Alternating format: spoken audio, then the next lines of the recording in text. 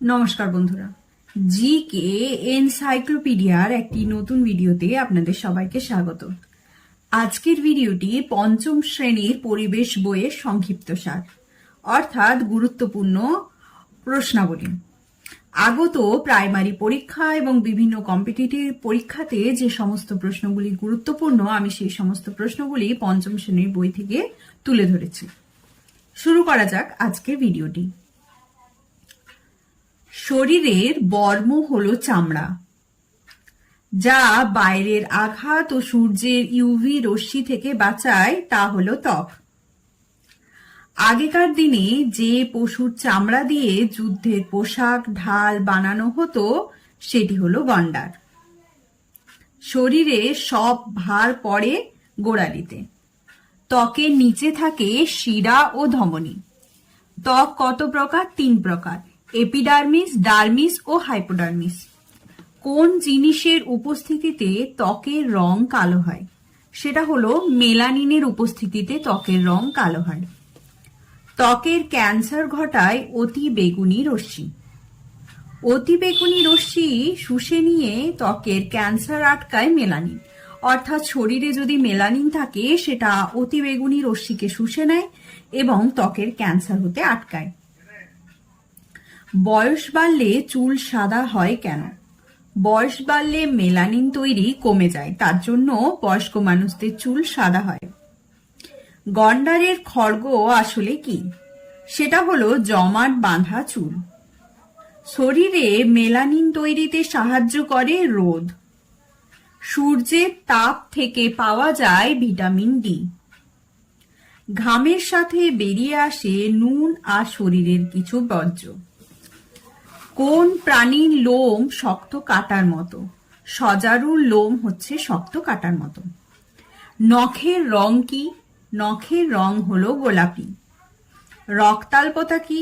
নখের মাঝখানটা যখন চামচের মতো হয়ে যায় এবং নখটা ফ্যাকাশে হয়ে যেতে পারে যদি রক্তাল্পতা থাকে কোনো মানুষের শরীরে।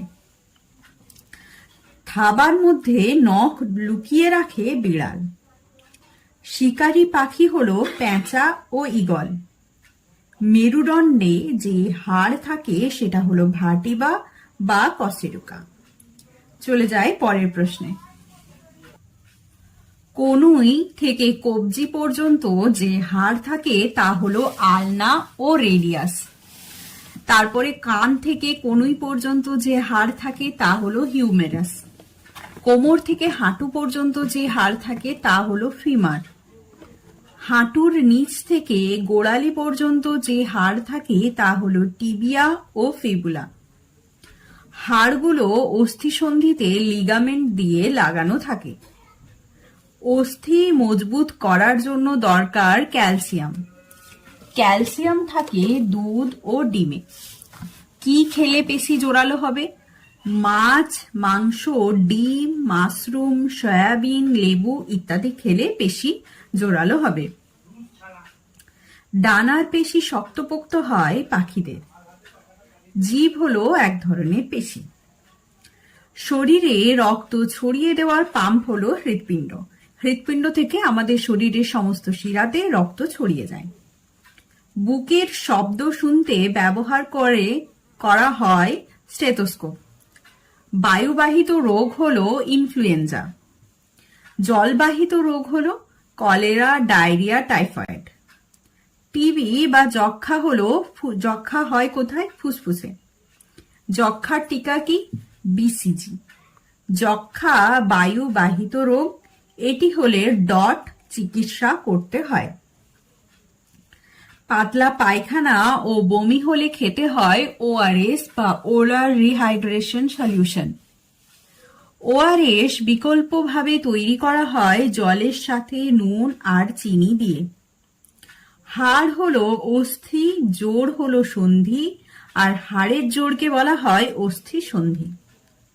স্টেথোস্কোপ আবিষ্কার করেন রেনে লিনেক। চলে যায় পরের চ্যাপ্টারে।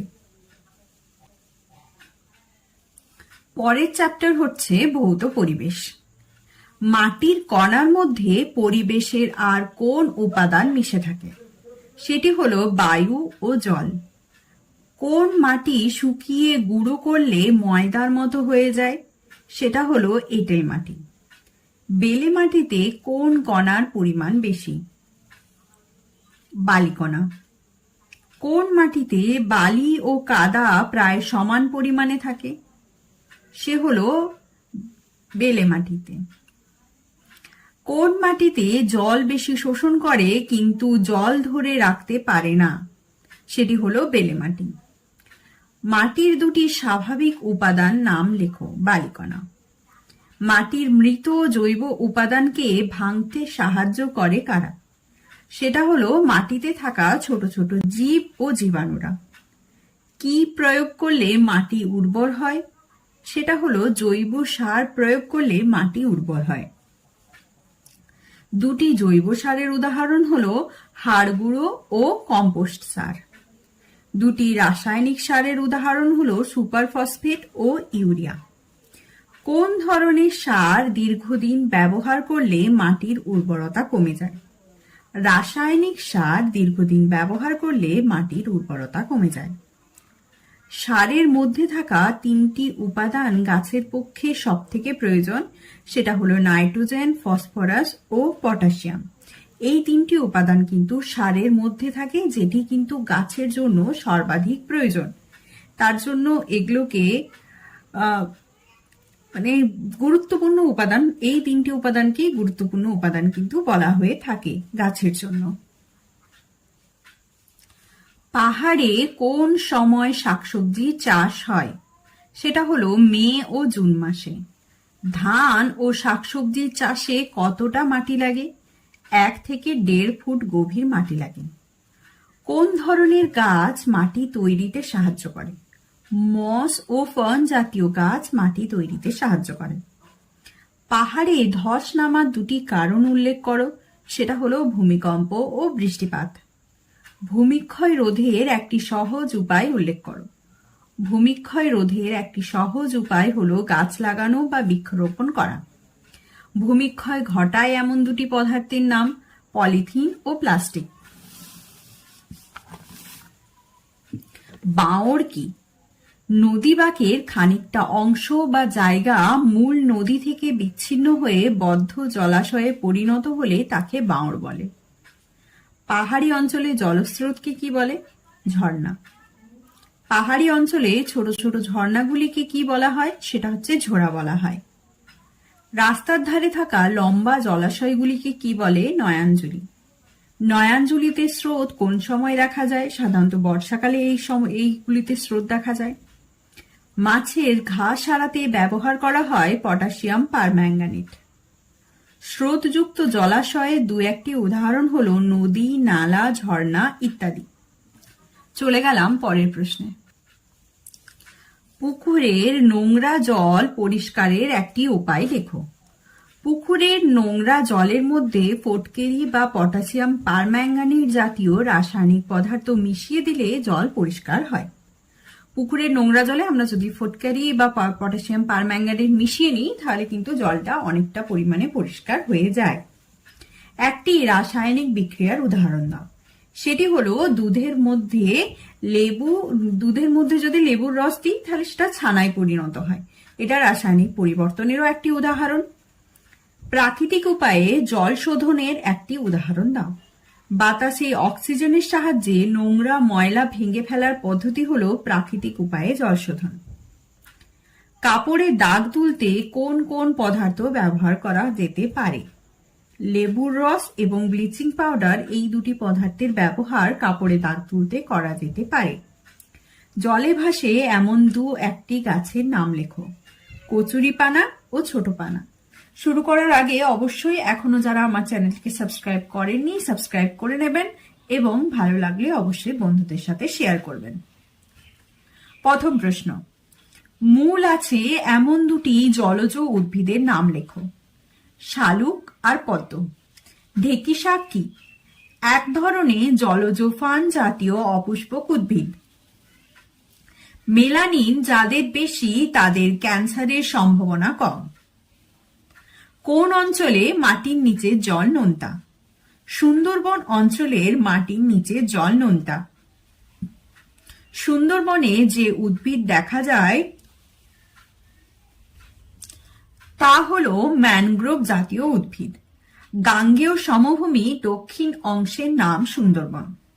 সুন্দরবনের কিছু নদী হলো মাতলা, বিদ্যাধরী, কালিন্দী, রায়মঙ্গল। কোন কাজে বৃষ্টির জল ব্যবহার করা উচিত নয়? রান্নার কাজে পানীয় হিসেবে বৃষ্টির জল ব্যবহার করা উচিত নয়। একটি সাধারণ মাপের বালতিতে কত লিটার জল ধরে? একটি সাধারণ মাপের বালতিতে সাধারণত 6 থেকে 7 লিটার জল ধরে।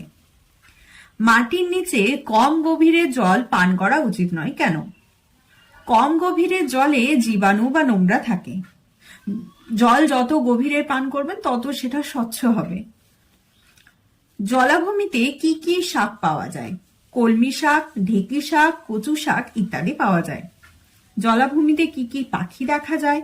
বক, মাছরাঙা, পানকৌড়ি, চিল, শামুকখোর, ডাহুক, কাদাখোঁচা ইত্যাদি পাখি দেখা যায়। নোংরা জলে মাছ চাষের সব থেকে বড় জায়গা কোনটি? পূর্ব কলকাতা জলাভূমি। জীবজগতের প্রধান উপাদান দুটি কি কি? সেটি হলো উদ্ভিদ ও প্রাণী। এই দুটি হলো জীবজগতের প্রধান উপাদান। চলে গেলাম পরের প্রশ্নে। পূর্ব কলকাতা জলাভূমিতে কোন কোন প্রাণী দেখা যায়? পূর্ব কলকাতা জলাভূমিতে নানা রকমের মাছ, সাপ, শামুক, ব্যাং, বেজি, শেয়াল, মেছো বিড়াল, কচ্ছপ, ভোঁদড় এবং নানা রকমের পাখি দেখা যায়। কি কি নিয়ে আমাদের এই জীবজগৎ গঠিত হয়েছে? উদ্ভিদ ও প্রাণী নিয়ে আমাদের এই জীবজগৎ গঠিত হয়েছে। মানুষ সব ধরনের খাবার খাওয়ার জন্য মানুষকে কি জীব বলা হয়? সর্বভোগ প্রাণী বলা হয়। মানুষকে আমরা যারা তারা বিভিন্ন ধরনের মাংসাশী পর্বভুক্ত, অর্থাৎ মাংসও খায়, শাকসবজিও খায়, দুধ জাতীয় খাবারও খায়, ডিম জাতীয় খাবারও খায়, তার জন্য মানুষকে সর্বভোগ প্রাণী বলা হয়। পরিযায়ী শব্দের অর্থ কি? পরিযায়ী শব্দের অর্থ হলো বসবাসের জন্য উন্নত গমনশীল। যারা বসবাসের জন্য অন্য জায়গায় যায় তাদেরকে পরিযায়ী বলা হয়। পরিযায়ী পাখিরা কোথা থেকে আমাদের দেশে আসে?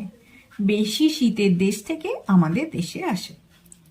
কোথায় পরিযায়ী পাখিরা বেড়াতে আসে? সাঁতরাগাছির ঝিলে, তারপরে পুরুলিয়ায় আছে সাহেব ঝিল, তো এই সমস্ত ঝিলগুলোতে পরিযায়ী পাখিরা বেড়াতে আসে।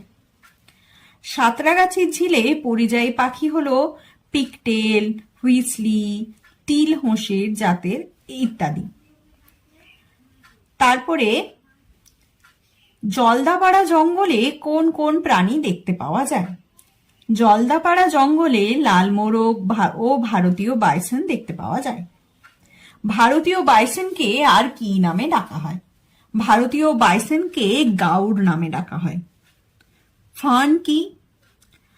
এক ধরনের উন্নত মানের অপুষ্পক উদ্ভিদ। ঢেঁকি শাক, শুষ্নি শাক জাতীয় উদ্ভিদ হলো ফার্ন প্রকৃতির। চলে যাব পরের প্রশ্নে। জলাভূমির ধারে বেড়ে ওঠে এমন ঔষধি গুণযুক্ত দুটি গাছের নাম লেখো। হেলেঞ্চা ও কুলেখাড়া। গন্ধ গোকুল কি? হুলো বেড়ালের মতো দেখতে, গায়ের রং কালো, কুকুরের মতো সরু মুখ এবং লম্বা ও লোমশ ল্যাজ বিশিষ্ট যে প্রাণীগুলি ঝোপ জঙ্গলের মধ্যে বসবাস করে সেই প্রাণীগুলিকেই বলা হয় ভামবেড়াল বা গন্ধগোকুল। ইঁদুর ও টিকটিকি পোষা জীব নয় কেন?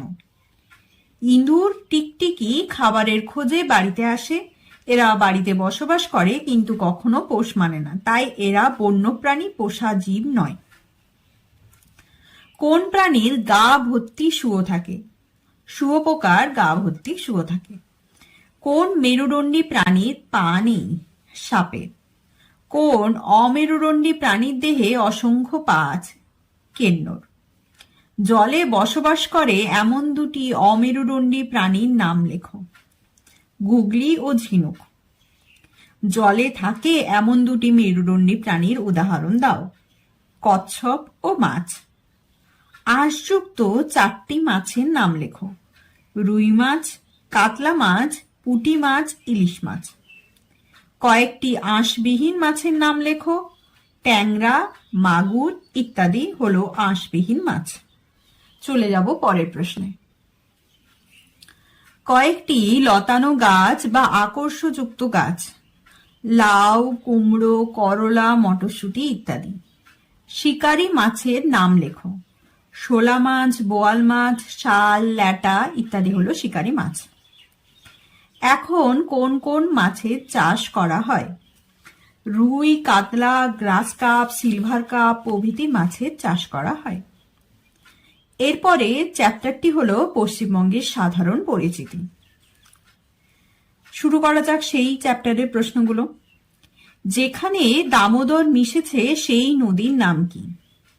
হুগলি নদী। হুগলি নদীর পূর্ব দিকে অবস্থিত হলো কলকাতা। গরুমারা জঙ্গলের মধ্যে দিয়ে প্রবাহিত হয়েছে জলঢাকা। ত্রাসের নদী নামে পরিচিত তিস্তা।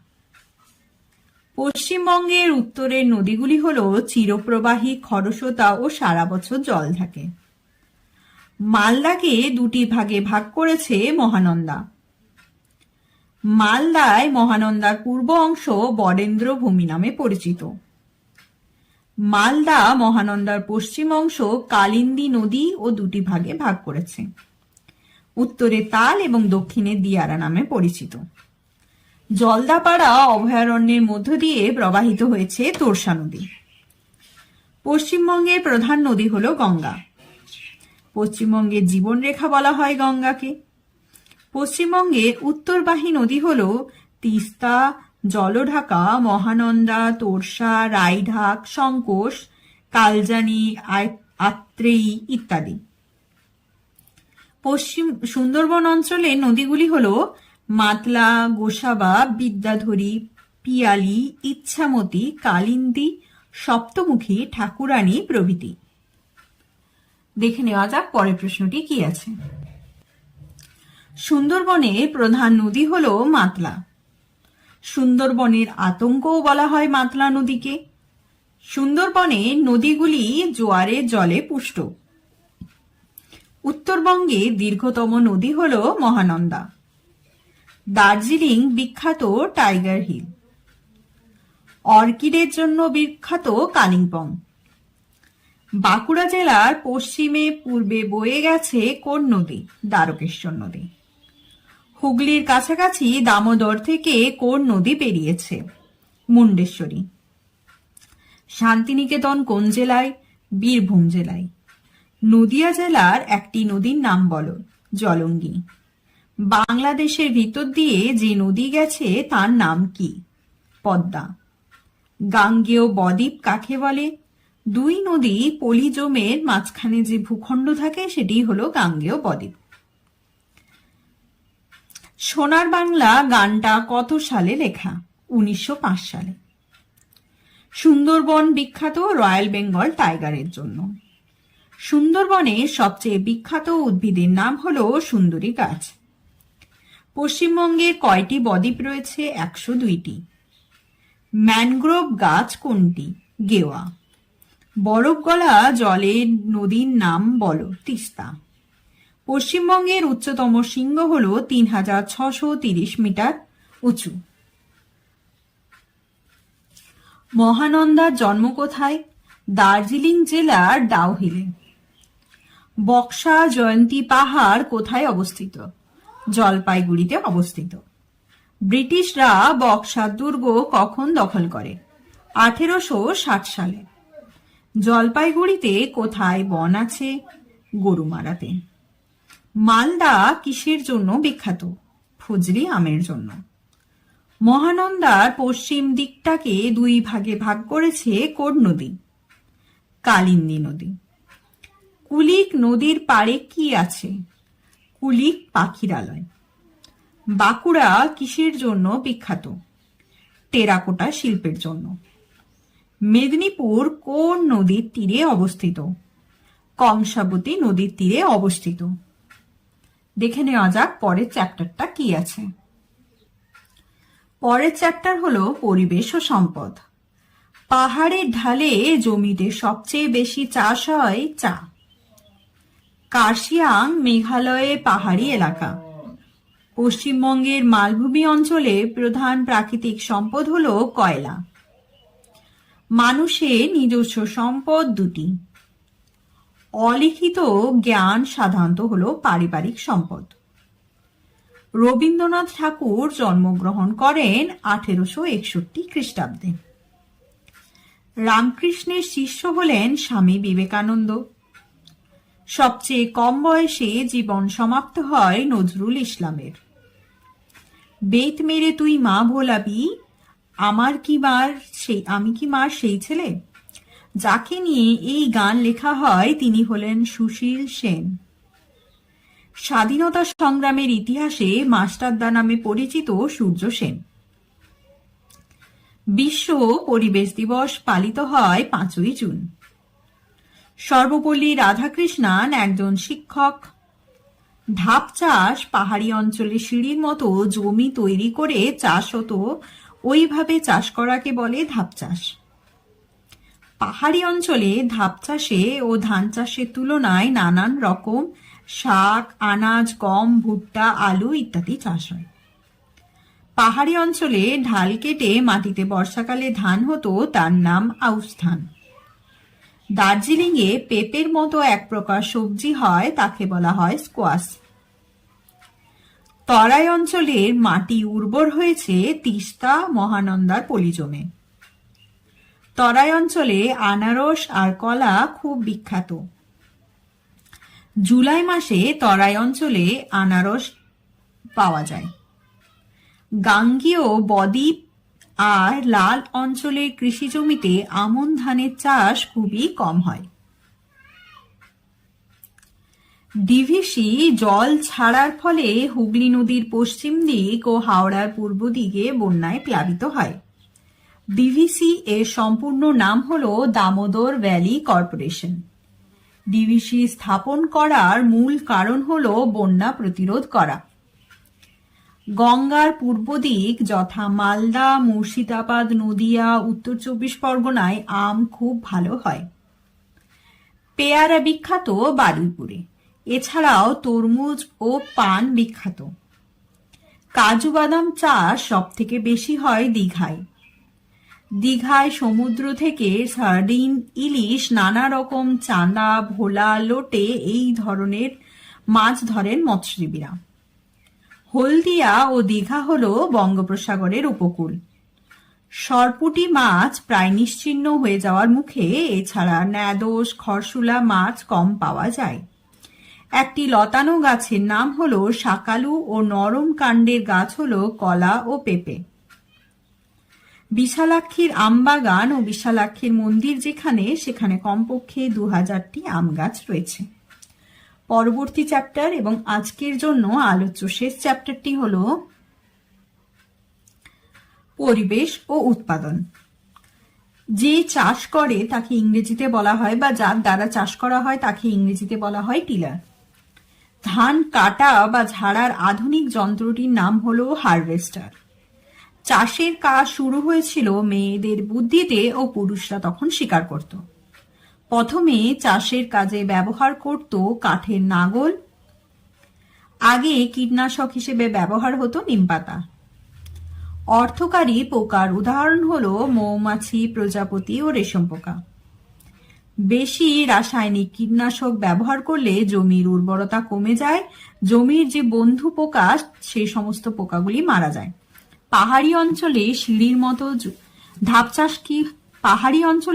মতো জমি চাষ তৈরি করে যে চাষ করা হয় তাকে ধাপ চাষ বলা হয়। আউশ ধান হয় বর্ষাকালে। আউশ ধানের চাষে জল কম লাগে, উঁচু জমিতে চাষ হয় এবং ধানের গাছ একটু ছোট হয়। সবুজ বিপ্লবের প্রধান ফসল হল গম ও ধান। ডিভিসি এর পুরো কথাটি হল দামোদর ভ্যালি কর্পোরেশন। স্কোয়াশ হলো এক ধরনের ফল, খেতে অনেকটা পেঁপের মতো। গাছগুলো ঝিঙে গাছের মতো লাগানো হয়। তরাই অঞ্চলের মাটি তিস্তা মহানদীর পলি জমে উর্বর হয়েছে। তরাই অঞ্চলের কৃষিজ ফসল হলো ধান, গম, বাদাম, পাট, নানা রকমের শাকসবজি, চা। তরাইয়ের আনারস ও কলা খুব বিখ্যাত। রেশম কীট পালনের জন্য তুঁত গাছের চাষ করা হয়। লুপ্তপ্রায় মাছগুলি হলো সরপুঁটি, খরশুলা, ন্যাদোস, বোয়াল, কই ইত্যাদি। সারা বছর আবহাওয়া ঠান্ডা থাকে পাহাড়ি অঞ্চলে। পাহাড়ি অঞ্চলে প্রধান ফসল হলো চা। বন্ধুরা, আজকের পর্বের প্রথমে রয়েছে পরিবেশ ও পরিবহন। প্রথম প্রশ্নটি হলো, কলকাতায় প্রথম রিক্সা চালু হয় কবে? কলকাতায় প্রথম রিক্সা চালু হয় 1900 সালে। কোন কোন পশুকে মানুষ পরিবহনের কাজে লাগায়? গরু, ঘোড়া, হাতি, উট, গাধা ইত্যাদি পশুকে মানুষ পরিবহনের কাজে লাগায়। হাল কি? হাল হলো নৌকায় থাকা পাতলা, চওড়া, লম্বা এমন এক কাঠের দণ্ড যা নৌকার দিক পরিবর্তন করতে সাহায্য করে। দাঁড় কি? দাঁড় হলো বাঁশের মাথায় চওড়া কাঠ লাগানো এক ধরনের বস্তু, যা টেনে জল পিছিয়ে দিলে নৌকা এগিয়ে নিয়ে যেতে সাহায্য হয়। এরপরে প্রশ্ন হচ্ছে পাল কি?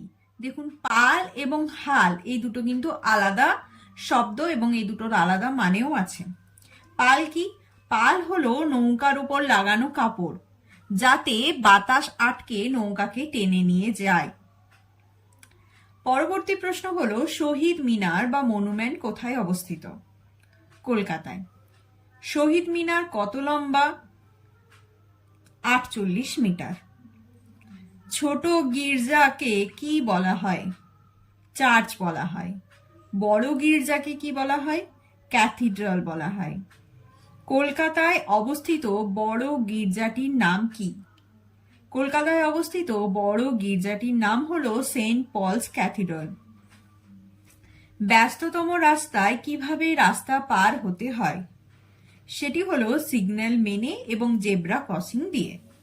চলে যাব পরের প্রশ্নে। ভারতে কবে পথ নিরাপত্তা সপ্তাহ পালিত হয়? 11 জানুয়ারি থেকে 17 জানুয়ারি। জেব্রা ক্রসিং কি?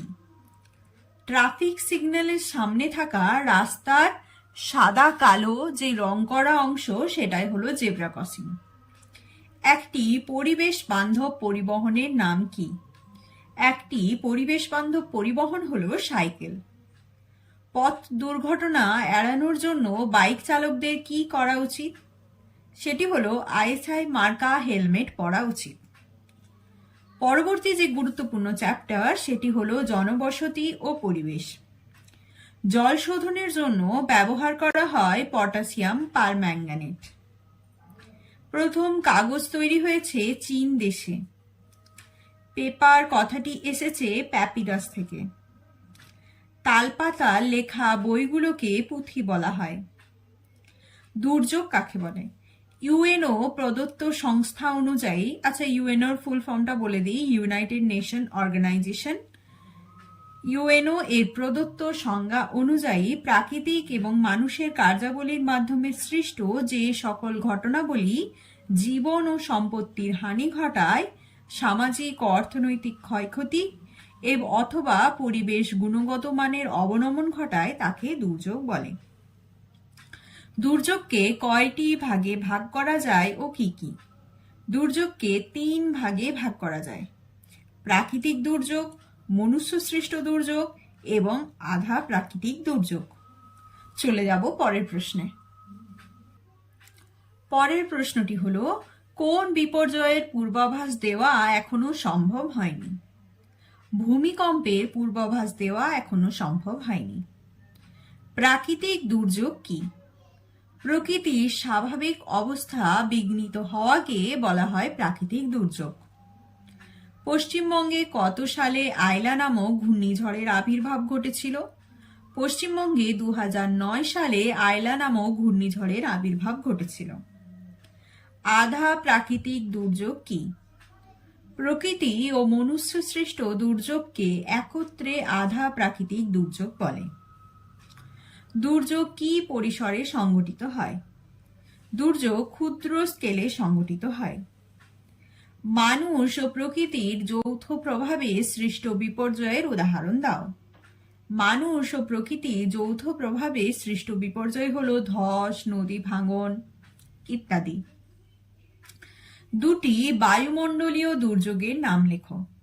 দুটি বায়ুমণ্ডলীয় দুর্যোগ হলো টর্নেডো ও ঘূর্ণিঝড়। পরবর্তী প্রশ্ন হলো সুনামি কাকে বলে? ভূকম্পনের ফলে যে বিশালাকৃতি বিধ্বংসী সামুদ্রিক ঢেউ বা জলোচ্ছ্বাস উপকূলে আছড়ে পড়ে তাকে সুনামি বলে। কোন যন্ত্রের সাহায্যে ভূমিকম্পের তীব্রতা মাপা হয়? সিসমোগ্রাফ যন্ত্রের সাহায্যে ভূমিকম্পের তীব্রতা মাপা হয়। হড়পা বান কি? নদী উচ্চ অববাহিকায় অল্প সময়ে যখন অত্যন্ত তীব্র জলপ্রবাহ নদী খাতের মধ্য দিয়ে প্রবাহিত হয়, তখন নদী দুই পার জলমগ্ন হয়ে যায়। একে হড়পা বান বলে। অর্থাৎ যে গতিতে ধরুন আপনার নদীর জলটা প্রবাহিত হতো, হঠাৎ করে সেই গতির থেকে অনেক বেশি গতিতে জলপ্রবাহ চলে এলো, বা যেই পরিমাণে জলটা প্রবাহিত হতো সেই পরিমাণের থেকে অনেক বেশি পরিমাণে জল সেই নদীতে এলো, তখন সেই যে পরিস্থিতি সৃষ্টি হয় তাকে হড়পাবান বলা হয়। চলে যাব পরের প্রশ্নে। পরবর্তী প্রশ্ন হলো কোন ধরনের ভূপ্রাকৃতিক পরিবেশে ফ্ল্যাশ ফ্লাড বা হড়পা বানের সৃষ্টি হয়? উচ্চ পার্বত্য অঞ্চলে নদীর উচ্চ গতিতে ফ্ল্যাশ ফ্লাড বা হড়পা বানের সৃষ্টি হয়। পরবর্তীতে বন্যা প্রতিরোধে গৃহীত ব্যবস্থাপনাগুলি কি কি? বন্যা প্রতিরোধে গৃহীত ব্যবস্থাপনাগুলি হলো জল নিকাশি ব্যবস্থার উন্নতি সাধন করা, অর্থাৎ বিভিন্ন ক্যানেল বা আমাদের ধরুন যে ড্রেন ব্যবস্থাগুলো, সেই ধরনের জল নিকাশি ব্যবস্থাগুলোর কিন্তু উন্নতি সাধন করলে জলটা আর দাঁড়াবে না, জলটা সাথে সাথে জল নিকাশি ব্যবস্থার মাধ্যমে বেরিয়ে যাবে। জলাধার ও বাঁধ নির্মাণ করা। জলাধার ও বাঁধ নির্মাণ করাও সাময়িকভাবে বন্যা প্রতিরোধ করে। পরবর্তী গুরুত্বপূর্ণ চ্যাপ্টার হলো পরিবেশ ও আকাশ। সূর্য ও পৃথিবীর মাঝে কি আছে?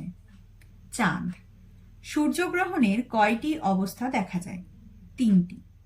সূর্যগ্রহণের সময় কোন রশ্মি নির্গত হয়? অতিবেগুনি রশ্মি। সাধারণত কোন তিথিতে সূর্যগ্রহণ ঘটে?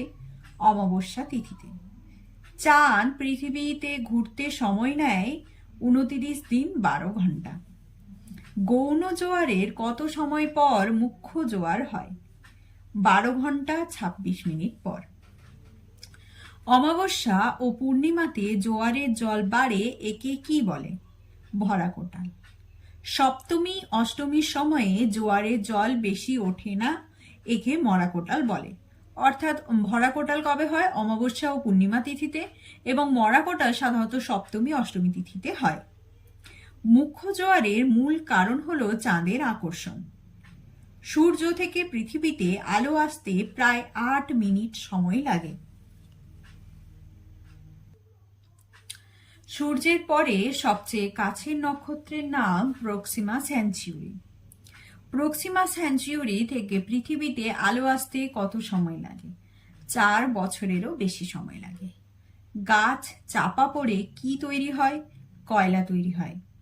আমাদের সব শক্তির উৎস কি? আমাদের সব শক্তির উৎস হলো সূর্য। কত কোটি বছর আগে সূর্যের জন্ম? প্রায় 500 কোটি বছর আগে। আরো কত কোটি বছর আগে সূর্য এইভাবে শক্তি ছড়াবে, বা আরো কত কোটি বছর সূর্য এইভাবে আমাদের শক্তি দেবে? এখনো প্রায় 500 কোটি বছর। বড় বড় বন আর প্রাণীদেহ মাটির তলায় চাপা পড়ে কি তৈরি হয়েছে?